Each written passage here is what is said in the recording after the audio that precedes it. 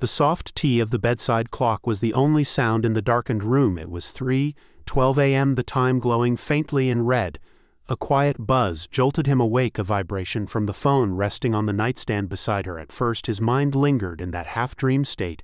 Confused by the sudden intrusion, his wife Lauren stirred slightly but didn't wake. The glow of the screen bathed her face, peaceful and serene. But peace didn't exist in this moment, not after the flash of a heart emoji illuminated the screen. It wasn't just the emoji, it was the preview of the text beneath it. "Can't wait to see you again." Blood drained from his face for a moment. His body froze, muscles locking as if bracing for impact.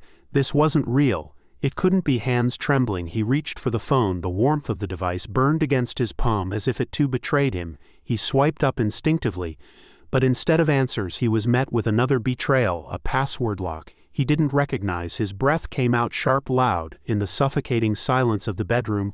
Why would Lauren change her password? The years of shared trust, the thousands of casual glances at her phone when notifications pinged, now felt like distant memories.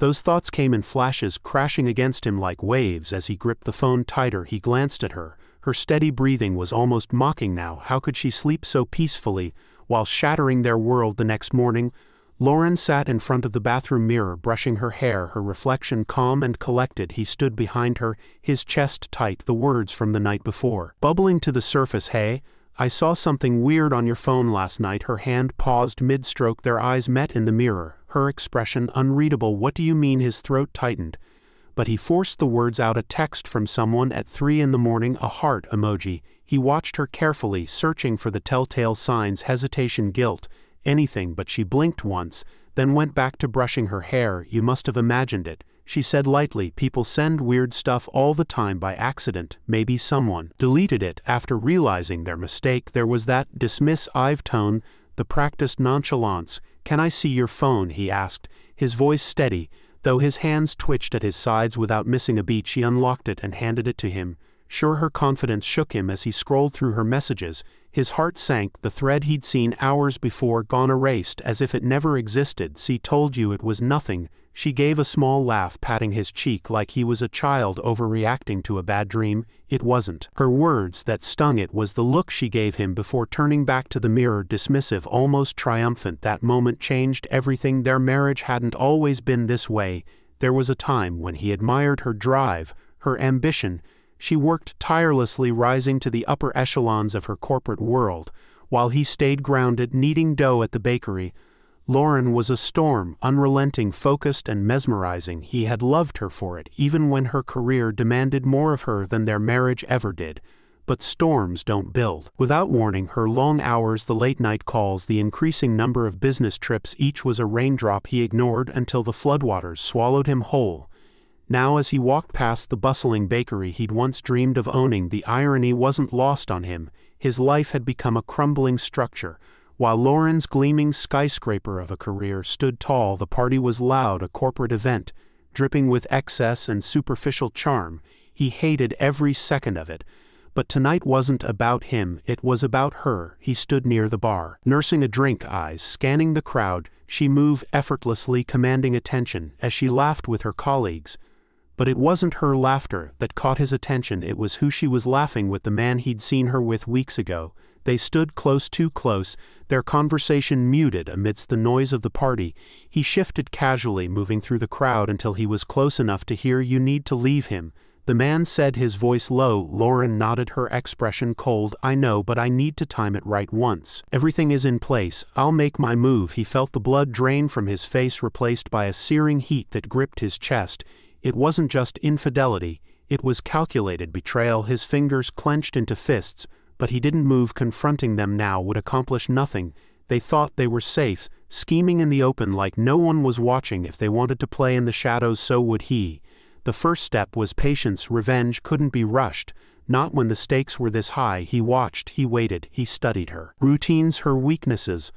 Lauren's laptop became the centerpiece of his plan. It held everything: emails, reports, confidential data from her company, information she guarded fiercely, but left unprotected in the quiet safety of their home. One weekend, while she lounged on the couch, engrossed in her phone, he slipped the device into his bag. He had only a few hours to extract everything he needed, And he wouldn't waste a second. The service center buzzed with the hum of machinery and murmured conversations to the technician. The laptop was just another job to him. It was the key to dismantling an empire. As he handed it over, his hands trembled slightly, not from nerves, but from the sheer weight of what this moment represented. "I need everything backed up," he said. "Emails, documents, everything. It's important." The technician gave him a curious glance, but said nothing. The man had probably seen it all: clients rushing to save data from failing machines or scrambling to recover files they shouldn't have lost. He didn't need to know. This wasn't his laptop, nor what he planned to do with. "The files give me about an hour," the technician said, taking the device. He nodded and stepped outside, pacing the length of the parking lot. The air was thick with anticipation in the distance.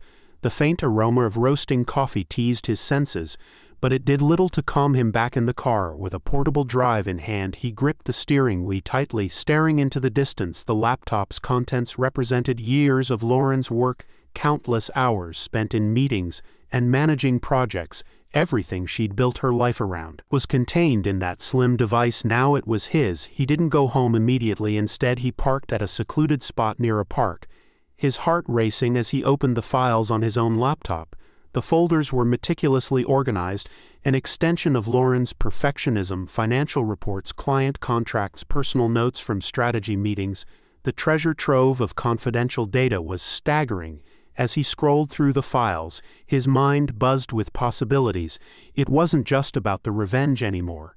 It was about making sure she felt it deeply, irrevocably. His first contact with Lauren's competitor came through an anonymous email sent from a public library. The message was short, direct, and crafted with care. "I have sensitive information about Lauren Company, confidential files that could significantly impact your standing in the market. I'll be in touch with detail." The response came faster than he expected. "We listening. Name your price and prove you have what you claim." He smirked. They were desperate. The next steps required precision. He created an anonymous digital identity, ensuring no trail could be linked back to him. He uploaded snippets of the files to a secure cloud drive, just enough to whet their appetite at every turn. He played the role of the cautious whistleblower, fabricating a story about being a disgruntled employee within Lauren's company. The competitor ate it up. Lauren's world began to fray at the edges. At first it was subtle: a canceled meeting here, a stress phone call there. Then came the whispers, rumors of a data breach that might jeopardize key clients. "They're overreacting," Lauren said one evening, swirling a glass of wine in her hand. "A few files leaked. It's not a big deal. We'll contain it." He nodded, fainting interest. But it wasn't just a few files, and she couldn't contain it. The competitor had launched a full-scale campaign, undercutting her company with precision.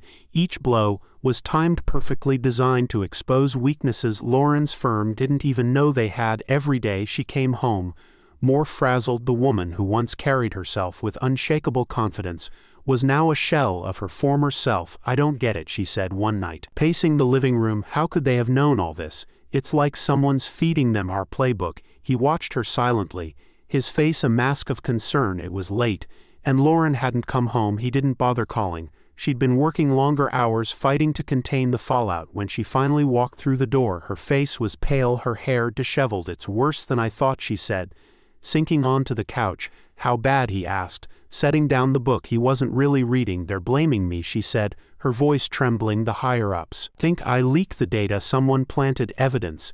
It's all pointing to me." He sat beside her, placing a hand on her shoulder. "That's insane. You never do something like that." "I know," she snapped, then softened. "But the board doesn't care. They've already called an emergency meeting for tomorrow. I think they're going to fire me." His heart swelled with satisfaction, but he kept his expression neutral. "What can I do to help?" She shook her head, tears brimming in her eyes. "There's nothing anyone can do." The next day, while Lauren fought for her career, he visited the bakery. It was a small escape, a glimpse into the future he was building for himself. Claire, the new hire, greeted him with a bright smile. "Rough day," something like that, he replied. Over the past few weeks, her warmth had become a lifeline. Their conversations felt easy, unburdened by the weight of his secrets. She didn't pry, and he appreciated that. "Want to grab a coffee after the shift?" she asked, her tone casual but hopeful. He hesitated, then nodded.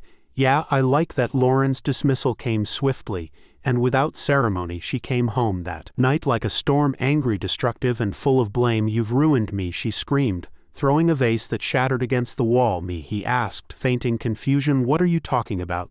They think I leaked the data," she spat. "My career is over. Do you even understand what that means?"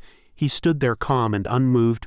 "Maybe you should have been more careful." Her eyes narrowed. "You knew, didn't you? You've been waiting for this." "Waiting for what? To watch you self-destruct," he shrugged. "You didn't need my help for that." Her rage gave way to something colder, a realization that her empire had crumbled, and there was no one left to save her.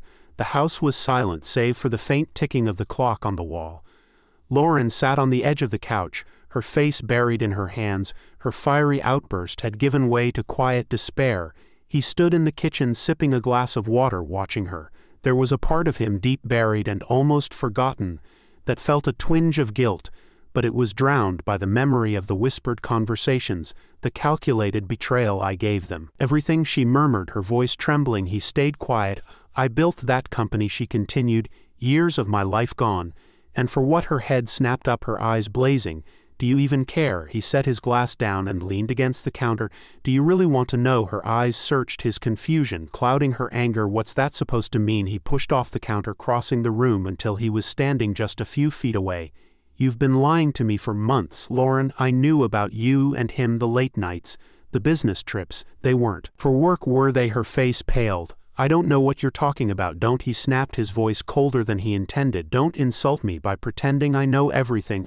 I heard you at the party. I saw you with him. You were planning to get rid of me." Her mouth opened, then closed again. She looked away as if searching for a defense that didn't exist. "Did you really think I'd just let that happen?" he asked, his voice softer, now almost sad. Her eyes darted back to him, and for the first time there was fear in them. "What did you do?" He didn't answer her right away. Instead, he walked to the bookshelf and picked up a small flash drive from a hidden compartment behind a row of books. "This," he said, holding it up, "is everything I took from your laptop. Emails, financial reports, client data, all of it. Your entire career right here." Her face twisted in horror. You did this. You made it easy," he said, his tone calm, "but cutting. You were so busy planning your new life with him. You didn't even notice me taking the pieces of your old one." She stood, her body shaking with anger and disbelief. "How could you?" He stepped closer, his voice steady. "How could you? After everything we've been through, everything I gave to this marriage, you threw it all away." Her hands balled into fists, but she didn't strike. "You're no better than me," she hissed. "Maybe not," he admitted, "but I didn't start this. You did." Lauren left that night, slamming the door behind her. He didn't try to stop her. He didn't need to. The next few weeks were a whirlwind of legal proceedings and tying up loose ends. Their divorce was finalized quickly. She didn't have the energy or resources to fight. He kept the house, the car, and the bakery, everything that mattered. She left with her pride in shreds, her career in ruins, and her reputation forever tarnished. Claire had been a breath of fresh air during the chaos. She wasn't just a distraction anymore. She was a beacon of hope. They spent more time together, their connection deepening with every conversation. She listened without judgment, offering comfort and understanding. One evening, as they sat on the couch in her small apartment, she asked the question he had been dreading. "Do you ever regret it?" Regret what? He asked, though he knew what she meant. "Everything you did to her, the revenge." He thought about it for a moment, staring at the floor. "No," he said finally, "she deserved it." But he hesitated. But he looked at her, his eyes softening. "I don't want to live in that place anymore. The anger, the pain, it's exhausting." She reached for his hand, her touch grounding him. "You don't have to. You're allowed to move on." He nodded, squeezing her hand. For the first time, he believed it. The bakery flourished under his care. He poured his heart into it, turning it into more than just a business. It became a symbol of his resilience, a place where he could create something meaningful. Customers loved the warmth of the place, the smell of fresh bread, mingling with laughter and conversation. Claire often stopped by, bringing her infectious energy with her. They worked side by side on weekends, experimenting with new recipes and dreaming about the future. One day, as they walked through the bustling market downtown, Claire slipped her hand into his. "I have something to tell you," she said, her voice nervous but excited. "What?" that he asked, smiling down at her. "I'm pregnant." His heart stopped, then started again, faster this time. "Are you serious?" She nodded, tears shimmering in her eyes. He pulled her into his arms, holding her tightly. "I love you," he whispered. The words felt different with her, lighter, freer. They weren't weighed down by betrayal or regret. Years later, as he stood in the bakery watching customers filter in and out, he reflected on the journey that had brought him here. He wasn't the same man he had been when this all started. He had faced darkness, made mistakes, and come out stronger on the other side. And now, with Claire by his side, and a family to care for, he finally felt at peace. Lauren's name rarely crossed his mind anymore. Her betrayal was a chapter in his life, but it didn't define him. He had written his own story, and this time it had a happy ending. Months passed, and life settled into a comforting rhythm. The bakery thrived, bustling with regulars who came not just for the bread but for the sense of community he had created. Claire's pregnancy was progressing smoothly, her glow lighting up every room she entered. But even as the future unfolded beautifully, the shadows of the past occasionally crept in. One afternoon, as he sorted through inventory, a familiar face appeared in the bakery. Lauren. She stood awkwardly near the door, her once polished demeanor replaced with a subdued, almost nervous air. Her clothes were simple, her face pale, and her eyes lacked the fire they once held. She said softly. He froze for a moment, the weight of their history pressing down on him. Then he nodded curtly. Lauren, can we talk? They sat at a corner table away from the customers. CLA was in the back, oblivious to the unexpected reunion. Lauren fiddled with her coffee cup, avoiding his gaze. I heard about the bakery, she said. Finally, it's nice, thanks, he replied flatly. She took a deep breath. I'm not here to fight. I wanted to apologize. He arched an eyebrow. Apologize for everything, she said, her voice trembling. For the affair, for how I treated you, for ruining us. He leaned back, studying her. There was no satisfaction in seeing her like this. She was a ghost of the woman he once loved, and he didn't need her apology to move forward. I've moved on, Lauren, he said simply. I hope you have to, she nodded, tears brimming in her eyes. I'm trying, it's just hard. He stood, signaling the end of the conversation. Life's hard for everyone, you'll figure it out. As she left the bakery, he felt no anger, no lingering bitterness, just relief. CLA's labor came on a crisp autumn morning. He held her hand tightly as she breathed through the contractions, whispering words of encouragement. Hours later, their son was born, a tiny perfect bundle of life. As he held the baby in his arms, tears streamed down his face. We did it, he whispered to CLA. She smiled weakly, her eyes full of love. We did. The years rolled by, each one bringing new joys and challenges. The bakery expanded, opening a second location. Claire returned to work part-time, balancing her career with motherhood effortlessly. Their son grew into a curious, energetic boy who loved spending time in the bakery, his small hands covered in flour. As he tried to help his father, life wasn't perfect, it never is, but it was full, rich and meaningful. On the bakery's 10th anniversary, he stood outside with Claire and their son, watching as the new sign was unveiled, the Hearthstone Bakery. The name symbolized everything they had built, a place of warmth, resilience, and love.